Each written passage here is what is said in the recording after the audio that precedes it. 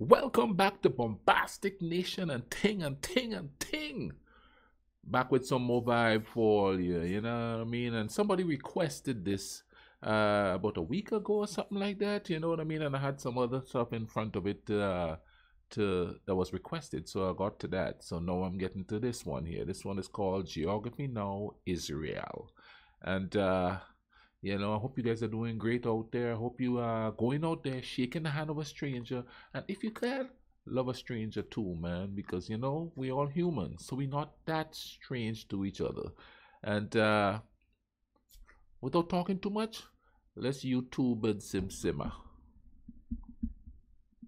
Alright, this is going to be the most controversial video I've ever made. Even saying the word Israel will ignite an onslaught of tense debates between multiple people groups. No matter what I say in this video, somebody will get mad on either side of the argument when it comes to Israel's current place held in today's world. I am not Israeli, I am not Arab, and I am definitely not claiming to be your go-to authority when it comes to Israel and Palestine issues. All I can say is I have contacted many of you guys, the Israeli and Palestinian subscribers, for help with this video. I've conglomerated all the information I could based off of what you said and added it with my research. I will try to make this video as plain and objective as I possibly can based off of the data, but it's not easy and it won't be perfect, but I will try. So without further ado, let's begin. Wow, that's some disclaimers part the scene there and ting. Now, to most people today, the USA and China might be the giants of geopolitical impact. However, literally over half of the world is keeping their eyes on this one small sliver of land straddling 3 continents, smaller than the size of El Salvador. Why is it that this one piece of land has such a powerful hold on billions of people? How did it become the epicenter of worldview tension? The answer is incredibly complex, and in no way could I possibly answer everything in this episode, but what I can do is try to relay as much information as I can to give a platform for insight. Man, it is going to be really hard to be like funny and quirky in this video. Yeah. The first part is going to be kind of easy. Actually, no, it won't. None of it is going to be easy, brethren. And our first course of controversy. Woohoo! I can already hear the keyboard warriors typing up paragraphs in caps lock. Not much I can do, so let's just ride this pony into the sunset, shall we? Go. Today, the state of Israel is located in the Middle East, surrounded by Egypt, Jordan, Syria, and Lebanon, with the Mediterranean Sea to the west, and a very narrow coast along the Gulf of Aqaba in the south, which connects to the Red Sea. The country is divided into 6 administrative districts, or mehozot, as well as the claimed but not completely internationally recognized capital of Jerusalem near the center. And here's what you're all waiting for, the Palestine stuff. These 2 areas right here are known as the West Bank. Israelis call them Judea and Samaria, and the Gaza Strip. These are, according to Israelis, disputed territories, and according to the UN, Israeli-occupied territories that are not recognized as part of Israel, but make up the larger entity commonly known as Palestine, or at least the Palestinian state. Parts of these 2 entities are currently ruled by different Palestinian authorities, the West Bank under Fatah, and Gaza under Hamas. In addition, even though Ramallah acts as kind of like a capital to the West Bank Palestinian Authority area, the city of Jerusalem is kind of seen as like the rightful capital of both entities. However, it's one big confusing mess of semi and fully barricaded neighborhoods with walls and checkpoints that extend all the way to the West Bank that would make your head spin if you even attempted to explain it, but I'll try. Basically, this right here, known as the Armistice or the Green Line, was established shortly after the start of modern-day Israel. Now here's the thing, although it looks like a concise division, the Green Line technically isn't a full nation-state border division, as it was set up as a ceasefire line. And this is where legal semantics get really messy. Israel has had a lot of conflicts since independence, but basically after the 6-day war, in which pretty much everyone surrounding them attacked, Israel actually won and took over pretty much the entire state, plus the Sinai Peninsula and the Golan Heights, which has the UN Disengagement Observer Force Zone that manages the border with Syria. While everyone was taking forever to decide what to do with the newly acquired land, should they give it back for peace or should they partition it, Israelis just kind of moved into the West Bank anyway, since they figured the armistice line was no longer under ceasefire status. Eventually, they gave back the entire Sinai Peninsula to Egypt for peace, but then by the time they addressed the West Bank, there were already over 100,000 Israelis living there. And that's kind of where things got really messy. After all the settlements were set up in the West Bank, it kind of chopped up the map into pockety Palestinian neighborhood islands. These areas are kind of divided into 3 separate types of divisions established by the Oslo Accords in the 90s, areas A, B, and C. Type A makes up about 18% of the West Bank, but with the largest populations, classified as being under full control of the Palestinian Authority. Type B, about 22% of the land, is under Palestinian civil authority, but under Israeli security control. Finally, Area C, which makes up about 60% of the land, is the mostly uninhabited area of the West Bank, which is pretty much under Israeli control, and Palestinians must obtain a permit to build there, although getting a permit is pretty difficult. This is where most of the Israeli settlements are, and about 5% of Israel's population lives with about 500,000 Israeli citizens. But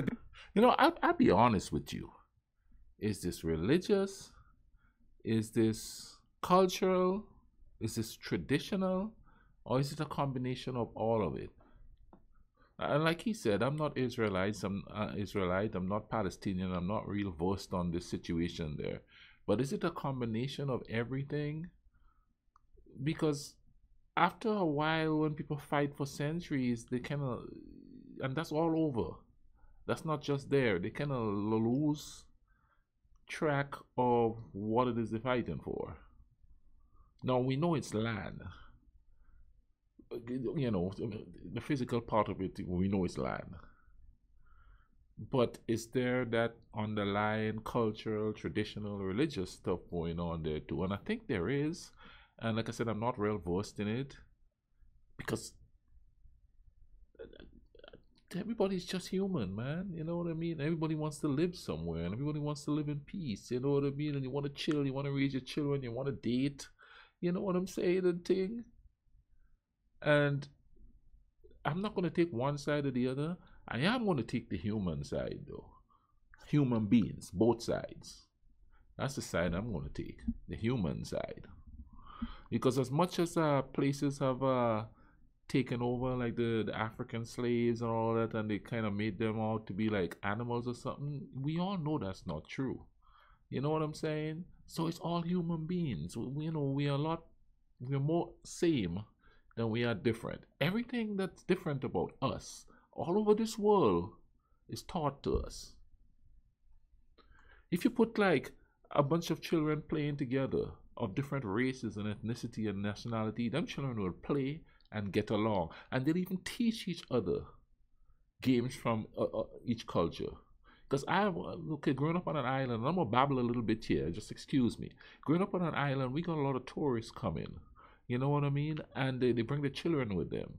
And whenever the children come and see us on the beach, chilling and playing soccer or whatever we're doing, they come and they join. And if they don't know what soccer is, because some of countries didn't play soccer much there, you know, like that they came from, like for instance the USA, they learn to play it. And we teach them how to play it. And we exchange games and stuff. And then we get to a certain age and they start teaching us stuff, and then the division starts. We stop being human and start being whatever we're taught to be. I don't know if that's what's going on in this case, but I'm on the human side. Period.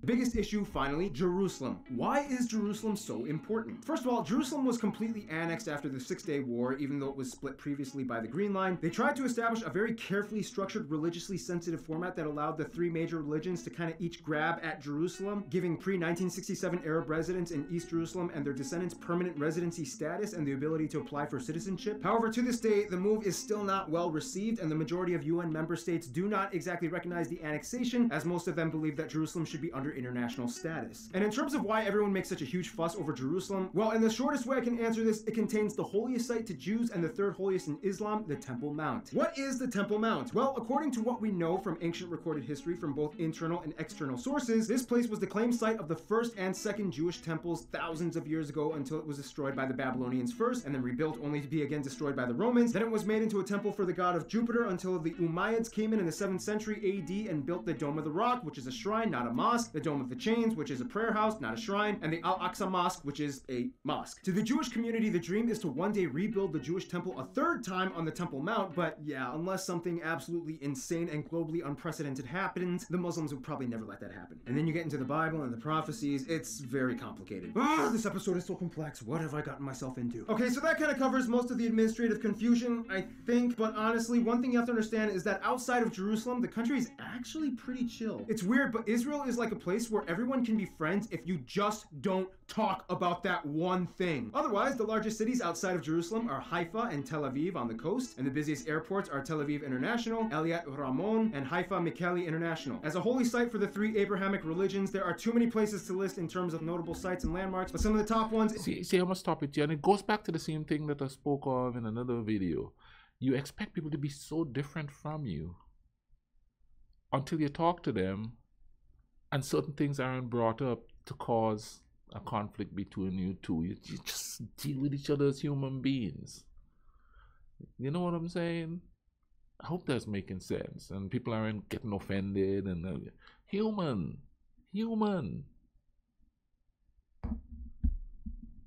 in both Israeli and West Bank Palestinian areas might include places like the Rosh HaNikra Grottos, the ruins of Caesarea, Masada, the Shrine of St. George, the Church of the Holy Sepulchre, the Shrine of the Book, Ades Synagogue, Zedekiah's Cave, the Honey Beehive House, the Tomb of the Prophet Samuel, Bethlehem in Galilee, the areas where Jesus was born and lived, Mount of Olives, Garden of Gethsemane, the ruins of Jericho, and Mount Carmel. And of course, pretty much everything in Jerusalem is a historically significant I want to go landmark. check that There's out. that weird micronation, For Achzivland. Just look historical it up. I don't have time to purposes. teach you about it. All right, well, that was pretty intense.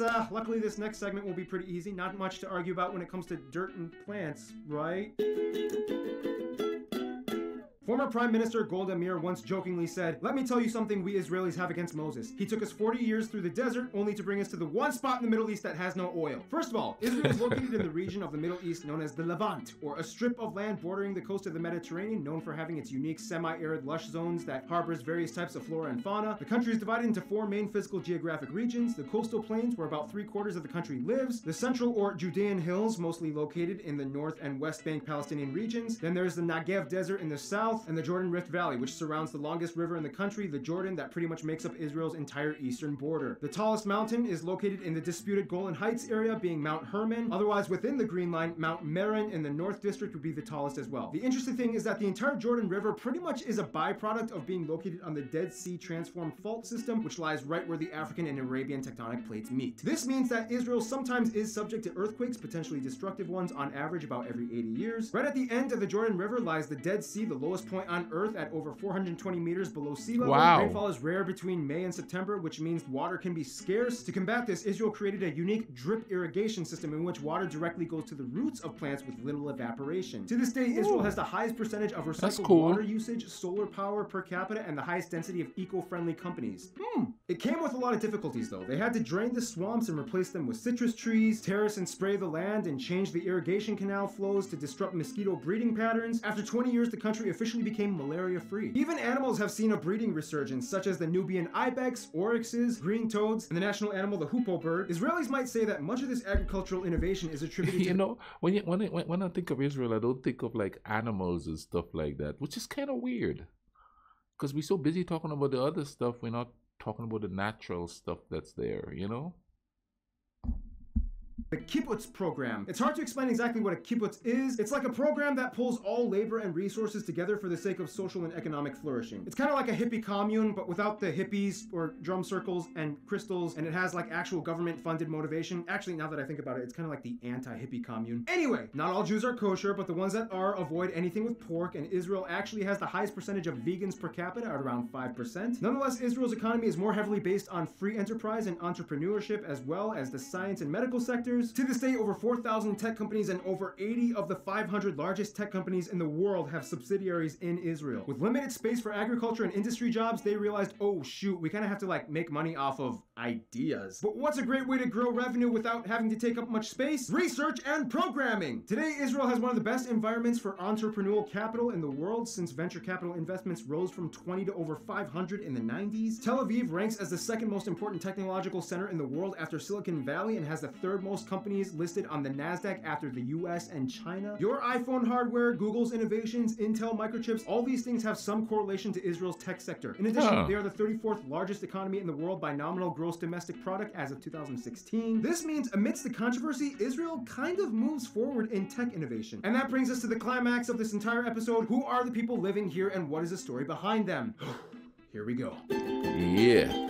Let's get to the humans. Now, here's the thing. In many ways, yes, there is a perpetual lingering ambiance of tension that hovers above Israel. However, the people living here today are now 3rd, 4th, and even 5th generation citizens that still might carry the strife of their ancestors to some extent. But like we studied in the Iran episode, kids are more interested in entertainment and money than they are with ideological disputes. That being said, Israel has about 9 million people, and if you include the West Bank Palestinian populace, the number swells up to about 13 million altogether. And Israel is the only Jewish-run state in the world with about half of the entire world's Jewish population. Of the country, about 75% identify as ethnically Jewish, of which the majority at about 75% being Mizrahi Jews that originally came from the Middle East and North Africa. Then you have the Ashkenazis at about 70%, whereas the Sephardic and African and Asian Jews rounding out the rest. Whereas the non-Jewish citizens number at about a quarter of the population, identifying mostly as Arabs. They also use the Israeli shekel as their currency, they use the type C, D, and H plug outlets, and they drive on the right side of the road. Now here's where things get pretty intense, because Israel has a very unique system of community and residency that isn't really found anywhere else in the world. First of all, I think this would be an appropriate time to mention that not all Israelis are Jews and not all Palestinians or Arabs are Muslims. Israeli and Palestinian are nationalistic titles, not necessarily ethnic. There are tons of Christians that identify as either Israelis, Arabs, and Palestinians, even a couple of Baha'i, Hindu, and Buddhist residents, and many of the citizens don't even practice religion much on a regular basis to begin with. Today, about 1 out of every 3 citizens were born abroad, and 9 out of 10 of the people in the country are either immigrants or descendants of immigrants. Part of the reason for this is because of the law of return, or aliyah, a unique immigration policy that only applies to the state of Israel, which states that every Jew across the world has the right to come to the country as an olet, or migrant. To this day, non-profit Jewish organizations even fund birthright trips for Jews across the world, sponsoring a free 10-day heritage trip for young adults between ages 18 to 26. But how did all this start to begin with? Well, if you really want to tackle this, which I will try my best at doing, there's kind of like 2 sides to this story. One of them ancient and one of them modern. Throughout most of Jewish history, Jews were dispersed in diaspora across the world. However, there always seemed to be at least a few small communities left in Israel, especially around Jerusalem. Basically, the modern, keyword modern, state of Israel was initially conceived through the ideals of Zionism, which gained movement in the 19th century by this guy. He suggested that Jews should actively take measures to move back to the land of their ancestors. Over the years, more and more Jews moved in, the Ottoman Empire fell, then the land came to the mandate of Palestine under the Brits, the Balfour Declaration was made, the Brits handed the issue to the UN, and they agreed to set up a new country called Israel in 1948, which became the first time Jews had a state in over thousands of years. Now, if we're going to talk about the ancient history, then it gets way more complicated and touchy. What we do know about this area is that in the past, it was ruled by multiple kingdoms, empires, and regional powers. However, like mentioned before, we do have historical data that tells us that there was an ancient Jewish inhabitation period in this place. There are some debates on the exact legitimacy of historical claims made on both sides, but contemporary historians, both religious and secular, do agree that there was at least for sure a first kingdom of Israel that existed somewhere around 900 to 1000 BC, as it was taken over by the Neo-Assyrians and then the Babylonians, as recorded by the Babylonian chronicles that match up with the claims made in the Tanakh, or the Old Testament of the Bible. Over time, the Persians came in, and the Greeks, and the Romans, and the Byzantines, each of them at some point recording some kind of document about a Jewish populace inhabiting this area. Again, these are outside, non-Jewish ancient sources matching up the claims that modern historians from all worldviews can attest to. So this is kind of the basis of where Jews make their claim towards the land of Israel being their ancestral homeland. They do kind of have a historical tie. Nonetheless, of course, that doesn't excuse the fact that during all the years of diaspora, numerous other people groups have moved in and grew generations of families that have built roots and homes there as well. When you talk about this type of thing, it ignites a passionate debate amongst everyone, and I'm going to try my best to explain it. But before I do this little skit thing, I want to give you full disclosure. What I'm about to say is a conglomeration of information I obtained from you guys, the Israeli and Palestinian geographers that have contacted me via email. We had over 100 people from all walks of life from every region of Israel, the Palestinian West Bank, and Gaza explain to the best of their ability how they would address this conflict. I took as much as I could with as much rebuttals and support claim statements, and this is kind of what I came up with.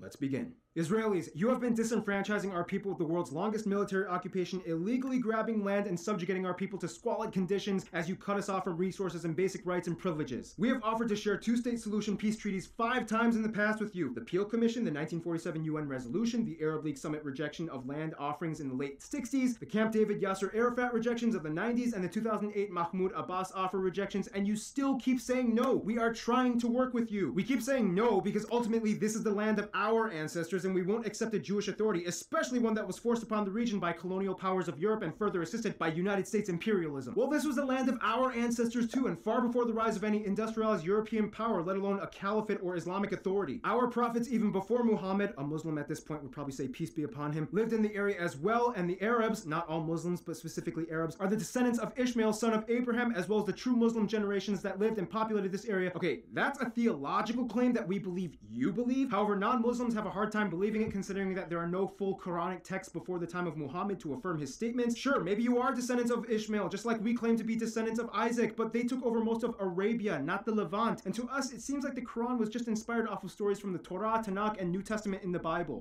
Okay, that is incredibly offensive and wrong. Your scriptures were corrupted and re-revealed to our prophet by Allah. You're the ones that came in and pushed out hundreds of thousands of Palestinians during the 1948 and 1967 Six-Day Wars, and now you refuse refugees the right of return to their own homes prior to war times. Okay, Okay, yeah, we did displace them, just as your Arab neighbors a lot of evacuated Jews stuff. from their lands that flocked to us. Why do you think there's like hardly any Jews left in former countries that used to have hundreds of thousands, like Morocco and Algeria? Arabs just started attacking us from all sides. We defended ourselves and won. And in post-war situations, it's not uncommon for the victor to repartition and consolidate land. After the Six-Day War, we weren't even obligated to offer a two-state solution, but gave Egypt the entire Sinai Peninsula back and offered you sovereignty, which you denied. Well, funny, because the way how you handle your sovereignty, which shouldn't exist, is a system that systematically oppresses us in blocked off neighborhood islands that you've created illegally and aren't even recognized by the UN. Well, what do you expect? We keep getting hostile threats and actions from literally every single person around us, and especially you. Gaza keeps shooting rockets to the point where we had to build that Iron Dome defense system. You've launched 2 antifadas against us with suicide bombers. Palestinians can enter our land through checkpoints, but Israelis are almost dead meat if they even try to enter your neighborhoods. Yeah, except your military, which by the way, your military has killed thousands of our people in the process, including children. Your people have killed our people in the process, including children. Yeah, well, you've killed way more. You keep responding with a lack of cooperation and aggression. What do you want us to do? Just put down all our weapons and say, okay, we trust you? What would happen to us Jews if you took over? Do you really think we would be treated with equal rights and dignity in a Palestinian-run state? In a perfect world, we would ideally like you to just peacefully leave and return everything back to us the way it was prior to the British Mandate times. Maybe some of you can stay, but the whole nation would have to be run by Palestinians. No, we have a historical right to live here too. The UN at least acknowledges that. We've built up so much, and even though it's kind of messy, we're still doing a good job considering our quality of life. Ha! Yeah, your quality of life. Once again, treaties denied. We don't settle for your propositions. Guys, let's just chill out a little bit, okay? Here, I brought some bacon. Everybody loves bacon. You want some bacon? That's not kosher. That's not halal. Get that away from me. It's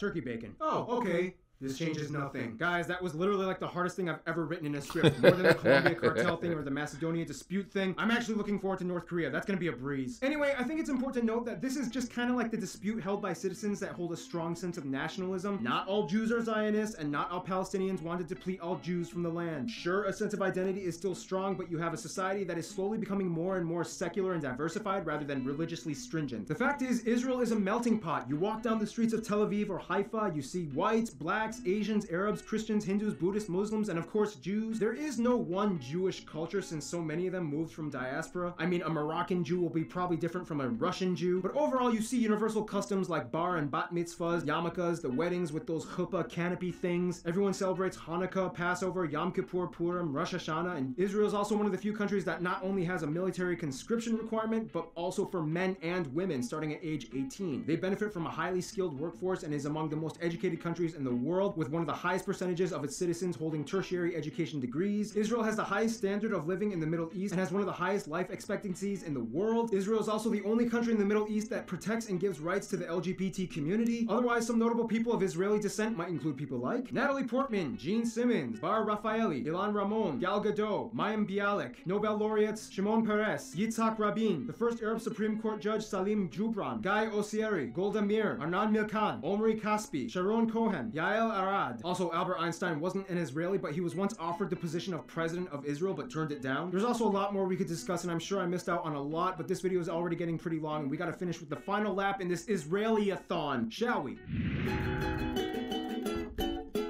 Well, for a small place, that's a lot of stuff going on. I think it's because of the hundreds and hundreds of years of history going on there, you know what I mean? And I haven't been talking much to this because I'm really interested to learn.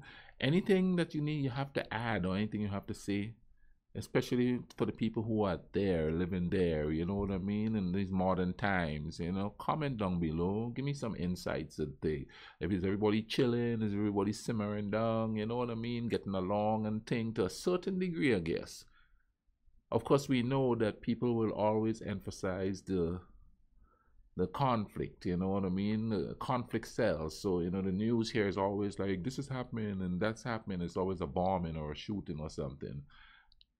But we know that certain areas are bad and certain areas are good. Give me some feedback in the comment section.